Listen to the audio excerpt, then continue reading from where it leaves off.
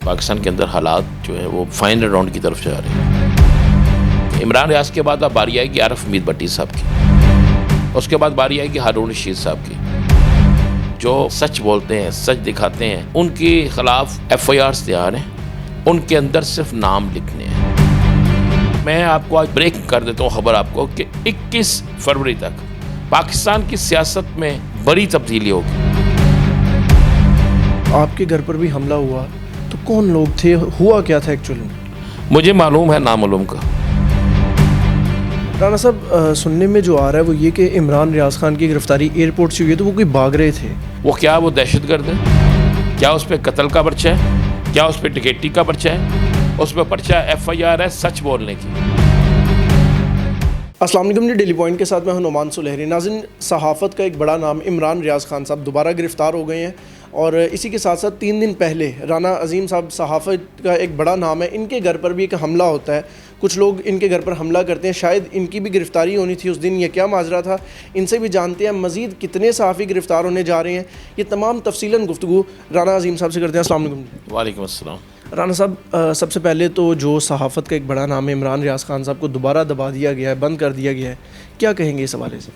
دیکھیں جی، میں آپ کو ایک بات بڑی کلیئر کروں کہ پاکستان کے اندر حالات جو ہیں وہ بڑی فائنل راؤنڈ کی طرف جا رہے ہیں۔ کچھ طاقتیں، پولیٹیکل طاقتیں جو ہیں وہ چاہتی ہیں کہ سچ بولنا، سچ دکھانا، سچ کو سامنے لانا ایک جرم بن جائے، اور عمران ریاض کو بھی گرفتاری سے لے کیا گیا۔ عمران ریاض کے بعد اب باری آئے گی عارف حمید بھٹی صاحب کی، اس کے بعد باری آئے گی ہارون رشید صاحب کی، غلام حسین صاحب کی، اور اسی طریقے سے جنید سلیم کی۔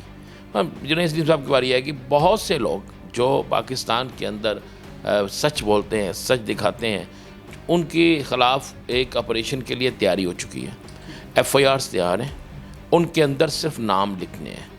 یہ سارا کچھ ہو چکا ہے۔ جس ملک کے اندر یہ عالم ہو کہ رات کے 2 بجے اسلام آباد پولیس شیخ رشید کو گرفتار کر لے، اور مختلف میڈیا ہاؤس تو نہ چلائیں لیکن 2-3 محسوس میڈیا ہاؤس شراب کی بوتلیں بھی نکال لیں، سارا کچھ کر لیں۔ جس ملک کے اندر یہ ہوتا ہو کہ سابق وزیر اعلیٰ کے ڈرائیور اور گن مین کو 3 دن پہلے پکڑ کر یہ کہا جائے کہ وہ اسلام آباد سے شراب لینے گئے تھے اور چودھری پرویز لائی پہ پرچہ دے دیا جائے۔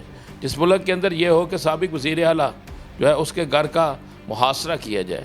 جس ملک کے اندر یہ ہو کہ سابق وزیر اعظم کی ایف آئی آر درج نہ ہو اس کی مرضی کے مطابق۔ جس ملک کے اندر یہ ہو کہ صحافی جو ہے وہ جو عمران خان کو مل کے نکلے باہر، اس کے پیچھے مختلف جو ہے اداروں کو لگا دیا جائے کہ اسے چیک کریں، اگر تو وہ ان کی مرضی کے مطابق ہو تو ٹھیک ہے، اگر وہ ان کی مرضی کے مطابق نہیں ہے تو پھر جو مرضی کرے۔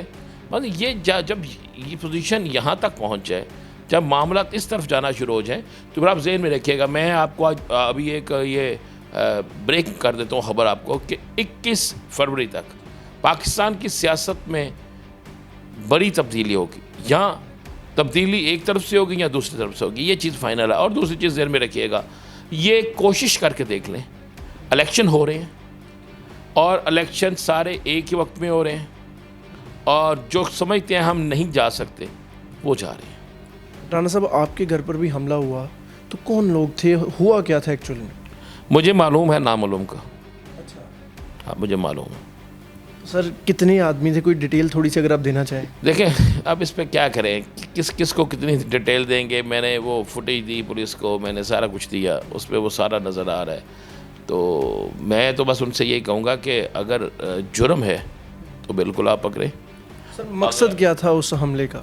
مقصد سمپل سا ہے، کیوں میں روزانہ ویلاگ کرتا ہوں، کیوں میں بولتا ہوں، کیوں ہم سچ کو سامنے لاتے ہیں، ایک مقصد ہے۔ سلیحری صاحب کل آپ کی باری آ جائے گی، آپ مت سوچئے گا یہ جو میں نے 5-6 نام لیے ہیں صرف وہ ہیں، نہیں۔ پاکستان میں صرف میرا خیال ہے ذاتی طور پہ وہ میڈیا رہ جائے گا جو سرکار کا میڈیا ہوگا، جس کی زبان سرکار کی ہوگی، جس کے الفاظ سرکار کے ہوں گے، جس کے ہاتھ میں وہ مائک ہوگا جو اس کی مرضی سے نہیں چلے گا بلکہ اس کو لکھا ہوا جو ٹائٹل دیا جائے گا اس کی مرضی سے چلے گا۔ تو یہ حالات سیم اسی طرح جانے والے ہیں۔ مجھے ایک بات بتائیں، کیا شیخ رشید شراب پیتے ہیں؟ اس پر شراب کا پرچہ بھی دے رہے ہیں آپ۔ پاکستان کے اندر رہ کیا گیا ہے مجھے بتا دینا۔ ایک دن پہلے آپ کو اسلام آباد ہائی کورٹ جو ہے وہ آپ کو کہتا ہے جناب کہ اس کو شیخ رشید کو نہ گرفتار کیا جائے، لیکن اس احکامات کے 8 سے 10 گھنٹے بعد شیر شید گرفتار ہو جاتا ہے. یہ کہا کہ مجھے بتائیں کیا قانون سے طاقتور ہے کوئی؟ رانا صاحب سننے میں جو آ رہا ہے وہ یہ کہ عمران ریاض خان کی گرفتاری ایئرپورٹ سے ہوئی ہے تو وہ کوئی بھاگ رہے تھے. وہ اپنے بھائی کو ملنے جائے تو اسے ایئرپورٹ پہ آپ روک لیں. وہ دہشت گرد ہے؟ کیا اس پہ قتل کا پرچہ ہے؟ کیا اس پہ ڈکیتی کا پرچہ ہے؟ کیا اس پہ چوری کا پرچہ ہے؟ اس پہ پرچہ FIR ہے سچ بولنے کی. تو بھائی سچ بولنا تو ہمیں اسلام نے درس دی ہے. سچ بولنے کی خاطر اور سچی تبلیغ کے لیے تو حضرت امام حسین رضی اللہ تعالیٰ عنہ نے اپنا سر کٹوا لیا. شہید ہو گئے نا, شہادت کے رتبے پہ چلے گئے. میں سمجھتا ہوں پاکستان کے اندر بدترین مارشاء اللہ سے بھی برے حالات ہیں, اور حکومت صرف اور صرف اس ڈگر پہ چل پڑی ہے کہ ہم ہر سیاسی مخالف کو, اس کی سپورٹ کرنے والے کو, ہم صحافی سپورٹ نہیں کرتے, ہم حقائق کو دکھاتے ہیں. حقائق کو دکھانے والے کو جیل کی سلاخوں کے اندر بند کرتے ہیں. بس یہ بات. رانا صاحب یہ جو دھماکے ہوئے ہیں ان کو جوڑا جا رہا ہے کہ الیکشن رکوانے کے لیے یا الیکشن ڈیلے کرنے کے لیے کیے گئے ہیں. کیا صداقت ہے یا یہ ویسے ہی کسی تنظیم کی جانب سے یہ دھماکے ہوئے ہیں؟ دیکھیں یہ کالا دم تنظیم ہے جس نے اب اس کی ہراسانی گروپ جس نے اس کا ذمہ داری قبول کیا, اور یہ بڑا خوفناک ہے. بطور پاکستانی ہم سب کو اس میں اپنا کردار ادا کرنا ہوگا. سارے پاکستان کو اس دہشت گردی کے خلاف ایک پیج پہ ہونا ہوگا. کوئی سیاسی جماعت نہیں, کوئی ادارہ نہیں, بطور پاکستانی سب کو ایک ہونا ہوگا, اور پھر ہم دہشت گردی کا مقابلہ کر سکتے ہیں. الیکشن تو جنگ کی حالتیں جنگ میں بھی نہیں رکتے. الیکشن ہونے چاہیے.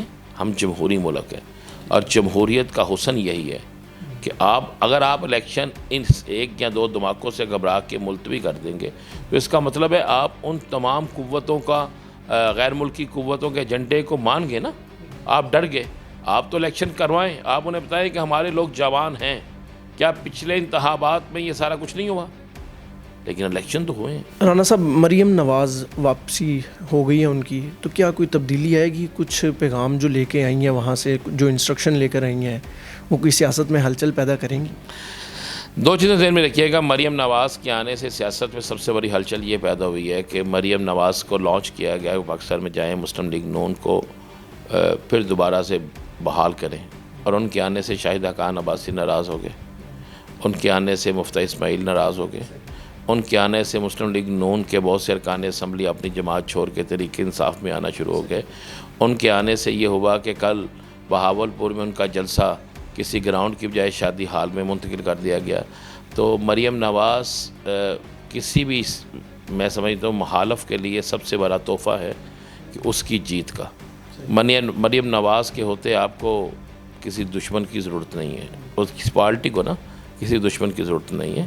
کیا جس دن فواد چودھری کو گرفتار کیا انہوں نے باقاعدہ ویڈیو پیغام میں کہا کہ عوام اب بغاوت پہ اتر آئے, عوام باہر نکلے. ہم نے دیکھا عوام پھر بھی نہیں نکلی. PTI کے کارکنان, کچھ چند کارکنان نکلے, انہوں نے احتجاج کیا اور وہ ختم ہو گئے. کوئی قیادت, سینئر قیادت باہر نہیں نکلی. تو کس طرح دیکھتے ہیں, عوام کا شعور وہ چلا گیا ہے یا عوام ہمت ہار گئی ہے؟ کیا ہوا یہ؟ نہیں, آپ دیکھ رہے ہیں ایک یا دو احتجاج کو.